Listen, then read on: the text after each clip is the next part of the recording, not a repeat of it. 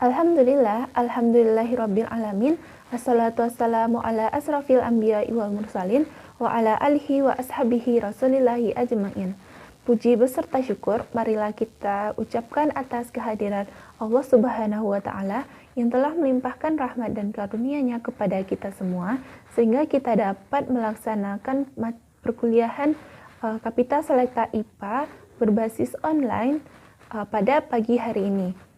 Kemudian salawat berangkaikan salam juga kita sampaikan buat Nabi Muhammad Sallallahu Alaihi Wasallam. Selanjutnya, yang saya hormati dosen pembimbing mata kuliah Kapita Selekta IPA, Bapak Arif Mutakin MPD dan Ibu Dr. Skunda Dilia Rosa MPD, dan kepada teman-teman yang sedang mengikuti perkuliahan Kapita Selekta IPA pada Baiklah, kami dari kelompok 12 yang anggotanya saya Anissa Rahmita sebagai moderator pada pagi hari ini. Kemudian ada Sri Nabila Ayuni dan juga Titania Yulianto. Ini dari kelompok 12 di sini akan menjelaskan sebuah materi mengenai partikel penyusun benda mati dan makhluk hidup. Nah, sebelum kita mempelajarinya, kita terlebih dahulu harus mengetahui, nah ini adalah seekor bebek. Bebek ini termasuk benda hidup. Nah, kemudian ini ada air. Air ini termasuk benda mati. Dan apakah kita ada bertanya, apakah ada partikel kecil penyusun benda ini? Sedangkan yang kita lihat dengan mata kepala saja, hanya terlihat bentukan luarnya saja. Nah, ini akan saya jelaskan dengan contoh. Nah, contohnya di sini yaitu ini merupakan sebuah padatan gula. Nah, padatan gula ini jika kita hancurkan sampai sekecil mungkin, maka ini akan berubah menjadi sebuah butiran gula. Nah, butiran gula ini apakah ini merupakan partikel kecil penyusun gula? Karena kita sudah melihat bentukan kecil dari padatan gula ini. Nah, kemudian apakah jawaban iya atau tidak? Nah, ternyata jawabannya adalah tidak. Nah, kenapa ya? Padahal udah kita hancurkan sampai kecil. Nah, jawabannya adalah partikel gula itu sebenarnya tidak bisa kita amati dengan mata maupun dengan mikroskop. Tetapi berkat kejeniusan dan keingintahuan beberapa ilmuwan seperti John Dalton, juga Niels Bohr, mereka mengemukakan tentang partikel kecil penyusun makhluk hidup dan benda mati ini. Nah, jadi apa partikel penyusun benda mati dan makhluk hidup itu? Nah, yang pertama ada atom, yang kedua ada molekul, yang ketiga ada ion. Nah, ini akan kita pelajari bersama. Baiklah, kami memberikan materi-materinya. Yang pertama tentang atom. Di sini kita pelajari tentang pengertiannya, teori atom, partikel subatom, yaitu proton, neutron, elektron, kemudian juga sistem periodik. Nah, ini akan saya jelaskan sendiri. Dan yang kedua ada tentang molekul. Molekul ini akan kita bahas mengenai pengertiannya, pembentukan molekul. Molekul ini juga terbagi atas dua macam. Nah, molekul unsur dan molekul senyawa. Kemudian juga ada ion. Nah, di ion ini ada kation dan anion. Ini akan dibahas oleh Titania Yulianto. Kemudian kita pelajari juga tentang karakteristik benda. Ada plastik, ada logam, ada tulang dan gigi, juga ada intan dan grafit. Nah, ini akan dibahas oleh Sri Nabila Ayuni. Baiklah, pertama kita akan bahas mengenai atom. Nah, pengertian atom, teori atom, partikel subatom, yaitu elektron, proton, dan neutron. Nah, kemudian kita bahas juga tentang tabel periodik. Baiklah, materi pertama yaitu tentang atom. Nah, atom ini Saya akan menjelaskan tentang pengertiannya, tentang teori atom, tentang partikel subatom, tentang elektron, proton, neutron, dan terakhir sistem periodik. Ini akan kita bahas semua. Baiklah, pertama kita akan bahas pengertiannya. Sebelum itu, saya akan memberikan sebuah info tentang, ini adalah proses fotosintesis. Nah, proses fotosintesis ini adalah ketika tumbuhan mengambil CO2 dari luar dan juga H2O atau air, kemudian disinari oleh cahaya matahari dan menghasilkan C6H12O6 dan O2.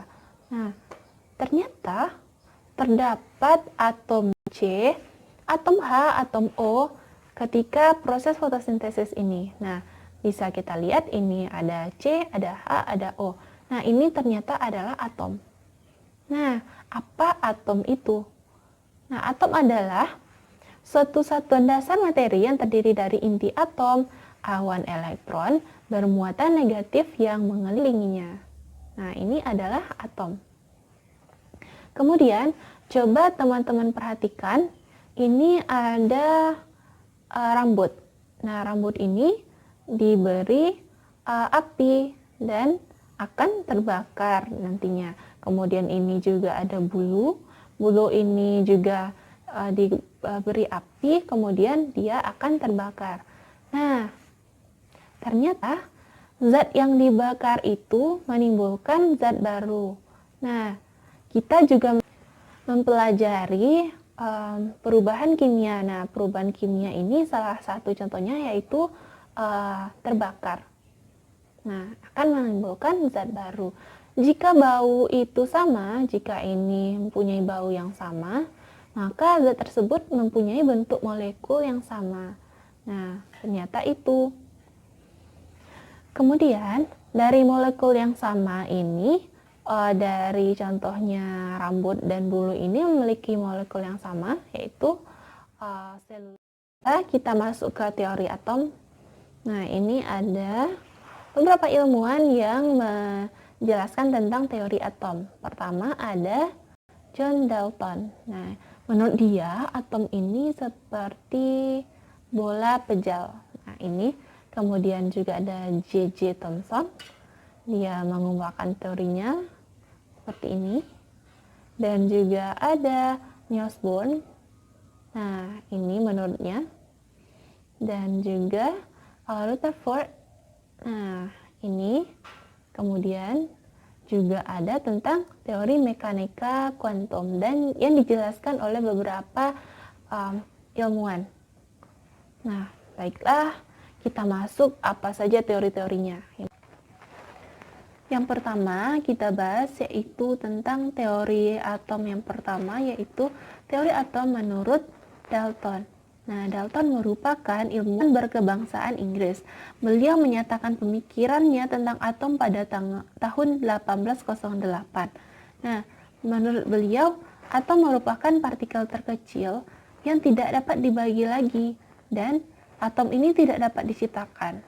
Atom seperti bola pejal. Nah, ini diibaratkan oleh Dalton. Teori atom Dalton ini memiliki beberapa kelebihan dan kekurangan. Nah, kelebihannya, Dalton mampu membangkitkan minat terhadap peneliti tentang model atom berikutnya. Nah, setelah atom Dalton ini dicetuskan, maka beberapa tahun kemudian para peneliti lainnya juga meneliti tentang atom ini.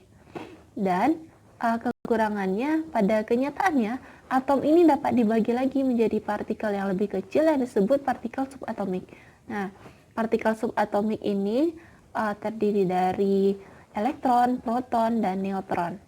Nah, ternyata setelah tahun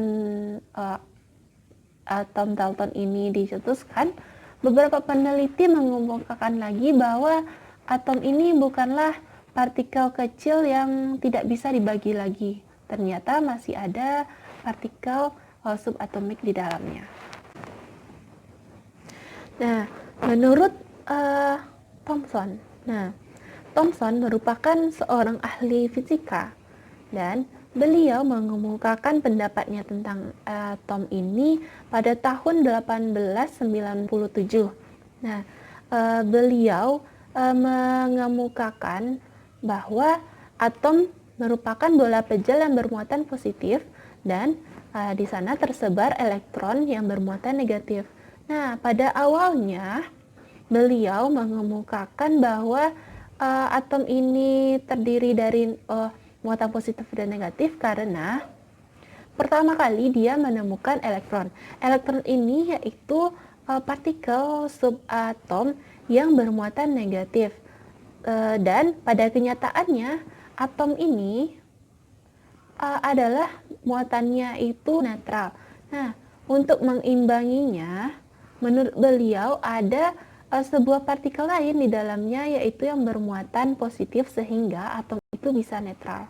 Nah, jadi karena itulah beliau mencetuskan teorinya tentang atom seperti roti kismis.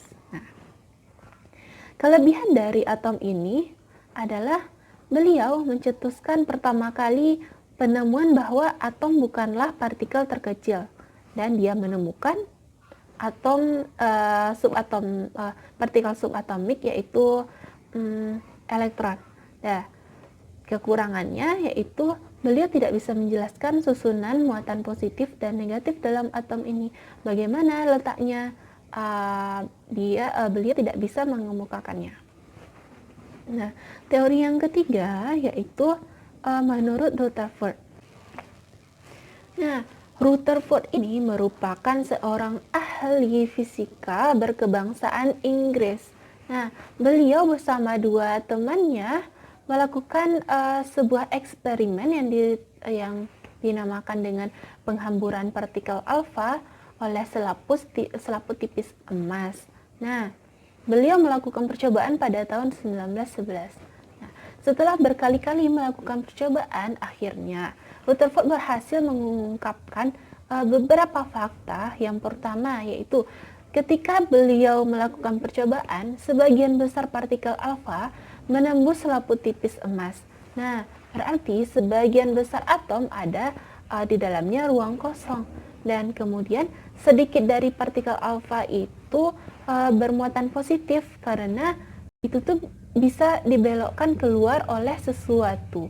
Hal ini menunjukkan adanya sesuatu yang bermuatan positif yang dapat dibelokkan oleh partikel alfa tersebut. Kemudian ada juga sebagian dari partikel alfa itu terpantul dari selaput tipis emas itu. Nah, setelah percobaan hamburan sinar alfa tadi, maka Rutherford berkesimpulan bahwa di dalam atom itu terdapat inti atom sebagai pusat massa dan pusat muatan positif. Kemudian elektron berputar mengelilingi inti. Nah, elektron berputar mengelilingi inti diibaratkan juga seperti sistem tata surya kita, yaitu matahari sebagai inti dan planet-planet lainnya berputar mengelilingi inti tersebut. Nah, teori atom ini juga mempunyai kelebihan dan kekurangan. Nah, kelebihannya yaitu Rutherford ini mengemukakan tentang inti atom dan juga memiliki kekurangan yaitu menurut Rutherford ini tidak dijelaskan pula bagaimana elektron ini tidak jatuh ke inti atom. Nah, kenapa tidak bisa jatuh ke inti atom begitu? Kemudian teori selanjutnya yaitu teori atom menurut Niels Bohr. Beliau merupakan ahli fisika juga dari Denmark. Beliau mengemukakan teori tentang atom ini pada tahun 1913 yang isinya yaitu sebelumnya Niels Bohr melakukan percobaan spektrum hidrogen dan menyimpulkan gas yang terkena aliran listrik memancarkan warna. Nah, juga atom dikelilingi oleh elektron yang energinya tuh bertingkat seperti ini. Nah, ini ada inti pada kulit pertama, ada kulit kedua, ada kulit ketiga. Nah, ini mempunyai energi yang bertingkat. Kemudian elektron ini bergerak di dalam orbit. Nah, ini orbit. Ini merupakan orbit. Nah, atom ini mempunyai kelebihan dan kekurangan juga. Nah, kelebihannya ini dapat menjelaskan mengapa elektron tidak jatuh ke inti atom karena elektron ini terletak di dalam suatu orbit sehingga tidak mungkin jatuh ke inti. Itu menurutnya. Dan kekurangannya, atom ini tidak dapat menjelaskan spektrum warna dari atom berelektron banyak. Nah, jika elektronnya banyak, maka dia tidak bisa menjelaskan spektrum warna apa yang akan muncul. Nah, kita masuk ke teori atom yang terakhir, yaitu teori mekanika kuantum. Teori ini dijelaskan oleh beberapa ahli seperti de Broglie, Heisenberg, dan Schrödinger. Dan pemikirannya adalah atom itu tersusun atas partikel subatom, yaitu neutron, proton, dan elektron. Neutron dan proton menjadi satu. Itu membentuk inti yang padat disebut nukleus atau inti atom. Elektron ini bergerak di sekeliling inti hampir dalam kecepatan cahaya membentuk awan elektron. Itu adalah pemikiran dari teori mekanika kuantum. Nah, ini tidak memiliki kekurangan karena inilah teori yang kita pakai sampai saat ini, sehingga tidak ada lagi teori yang membantah teori mekanika kuantum, sehingga ini bisa diterima oleh kita. Selanjutnya, ketika kita telah mengetahui teori-teori atom, maka pada teori atom terakhir yaitu mekanika kuantum dijelaskan bahwa di atom itu terdapat partikel subatomnya. Nah, coba kita lihat ini adalah gambar proses fotosintesis, dan kita ketahui tadi bahwa pada saat fotosintesis terdapat atom C, atom H, dan atom O. Dan ternyata, ini tersusun atas partikel yang dinamakan dengan partikel subatom. Nah, bagaimana cara kita mengetahuinya? Dan, kita akan mengetahuinya dengan ada contoh. Nah, ini ada sebuah contoh. Ini ada kembang api. Nah, seperti yang kita lihat, kembang api ini jika kita bakar nantinya akan menghasilkan warna yang berbeda-beda. Dan unsur ini terbakar karena temperatur tinggi.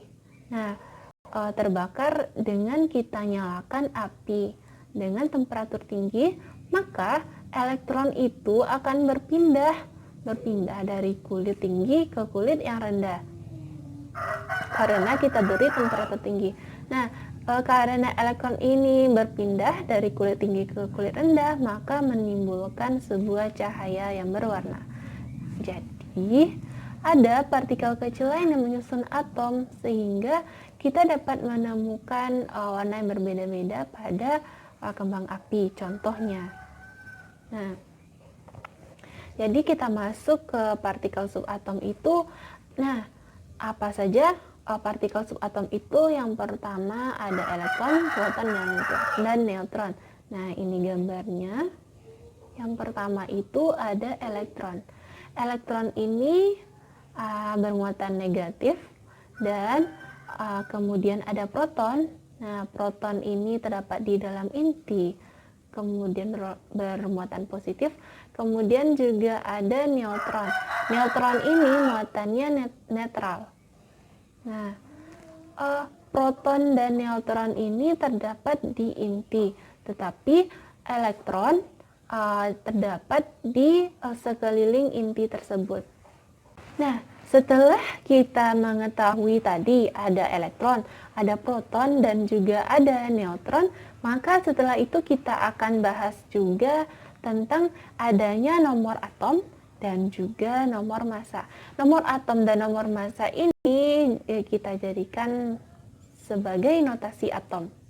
Kemudian kita juga tahu ini ada Z. Z ini merupakan jumlah proton, dan Z ini juga merupakan jumlah elektron.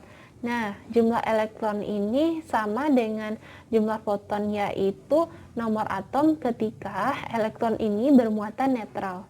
Nah, jika bermuatan seperti ada muatan positif dan negatif itu beda lagi dan nanti akan kita pelajari.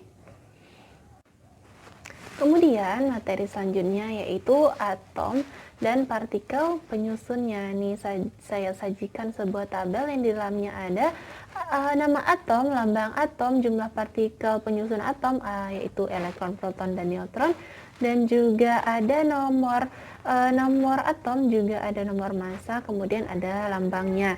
Yang pertama yaitu hidrogen. Saya contohkan yang pertama ada hidrogen. Nah, hidrogen ini mempunyai lambangnya adalah H. Nah, hidrogen memiliki elektron 1, proton 1, dan neutron 0. Dan kita cari nomor atomnya dulu. Nah, nomor atom ini dilambangkan dengan Z. Nomor atom merupakan jumlah proton dan jumlah elektron. Nah, kita lihat mana ini ada elektron, ada proton, jumlahnya itu jumlahnya sama yaitu 1, dan kita tuliskan di bawah nomor atom itu 1. Kemudian kita ketahui juga nomor massa. Nomor massa ini terletak di bagian atas. Nah, nomor massa itu adalah jumlah dari proton dan jumlah neutron. Nah, jumlah protonnya 1, kemudian neutronnya 0. Jadi 1 ditambah 0 yaitu 1. Jadi lambangnya adalah H11. Kemudian contoh selanjutnya yaitu pada helium. Helium ini memiliki lambang unsurnya adalah He. Nah, He kita tahu Z itu adalah nomor atom. Nomor atom itu sama dengan jumlah proton dan sama juga dengan jumlah elektron, dan jumlah elektron dan proton dari helium ini sama yaitu 2. Jadi kita tuliskan di bawah 2. Kemudian kita tahu juga A ini lambangnya merupakan lambang dari nomor massa.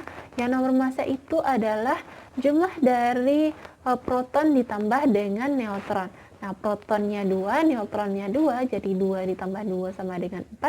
Jadi kita tuliskan di bagian atas yaitu massa atom 4. Jadi lambangnya adalah He42. Nah, ini bisa teman-teman cari juga untuk fluor, magnesium, kalium, brom, krypton, dan atom-atom lainnya. Kemudian, setelah kita mengetahui nomor massa dan nomor atom dari suatu atom itu, kita harus juga tahu tentang isotop, isobar, dan isoton. Nah, apa itu? Nah, yang pertama yaitu isotop. Isotop yaitu satu keadaan dari proton dari beberapa atom yang memiliki proton yang sama. Nah, proton ini sama juga dengan nomor atom. Nomor atom itu terletak di bagian bawah nih. Nah, nomor atomnya ada 7 dan juga ada 7 di atom nitrogen ini. Jadi ini memiliki keadaan yang isotop. Nah, kemudian juga ada isoton. Isoton ini yaitu keadaan dari suatu atom yang memiliki neutron yang sama. Neutron ini kita ketahui tadi dari nomor massa. Nomor massa itu merupakan jumlah dari elektron dan neutron. Nah, jika kita ingin mengetahui neutron, jadi kita harus mengurangkan jumlah nomor massa ini dikurang dengan nomor atom. Dan nomor atom itu sama juga dengan jumlah protonnya. Dan jika kita kurangkan, yang pertama ini ada atom nitrogen, 14 dikurang 7 sama dengan 7. Dan ini ada atom karbon, 13 dikurang 6 sama dengan 7. Kemudian ada pada atom oksigen, 15 kurang 8 adalah 7. Maka karena hasilnya sama atau hasil neutronnya sama, maka itu dinamakan dengan keadaan isotop. Kemudian yang ketiga ada isobar. Isobar ini yaitu keadaan dari sebuah massa elektron yang sama. Yang kita contohkan dengan magnesium yang memiliki nomor massa 24 dengan nomor atom 12. kemudian natrium dengan nomor massa 24, nomor atom 11 ini memiliki nomor massa yang sama yaitu 24. Jadi ini dinamakan dengan keadaan yang isobar. Kemudian setelah kita lihat-lihat tadi dan kita lihat juga tabel tadi, maka banyak sekali atom-atom yang ada di alam dan bagaimana cara kita mempermudahnya untuk mengetahuinya. Nah, contohnya sini ada argon, ada helium, ada hidrogen, ada oksigen, ada neon, dan banyak lagi dari atom-atom yang ada di alam. Nah, untuk mempermudah kita mengetahui atom-atom yang ada di alam itu, maka ahli kimia menyusunnya di dalam sebuah tabel. Tabel ini dinamakan dengan tabel periodik. Tabel periodik ini digambarkan seperti ini. Nah, di dalam tabel periodik ini terdapat istilah-istilah yaitu golongan dan periode. Nah, golongan adalah setiap kolom dalam sistem periodik. Jadi, di dalam sistem periodik terdapat 8 golongan. Yang pertama yaitu golongan alkali yaitu 1A, golongan alkali tanah golongan 2A, golongan transisi yaitu golongan 2A dan 3A, kemudian golongan boron yaitu 3A, golongan karbon 4A, nitrogen 5A, oksigen 6A, halogen 7A, kemudian yang terakhir yaitu golongan gas mulia atau 8A. Kemudian kita juga mengetahui apa itu periode. Periode ini adalah unsur-unsur yang terletak di dalam satu baris yang sama. Jadi periode pertama ini hanya terdiri atas 2 macam unsur yaitu hidrogen dan helium. Kemudian cara penulisannya juga berbeda dengan golongan. Golongan ditulis dengan huruf Romawi dan periode dituliskan dengan angka biasa yaitu 1, 2, 3 sampai 7. Nah, itulah penjelasan mengenai tabel periodik. Kemudian di sebuah jalan ada seorang pengantar koran. Nah, pengantar koran ini ingin memberikan informasi kepada kita. Tetapi karena korannya terbang-terbang dan dia susah untuk mendapatkannya, ini akan membutuhkan waktu yang lama. Jadi kita lanjut aja ke materi selanjutnya. Dan informasi ini akan kita temukan jawabannya nanti. Baiklah, penjelasan selanjutnya akan dijelaskan oleh Titania Yulianto dengan membahas materi mengenai molekul dan ion.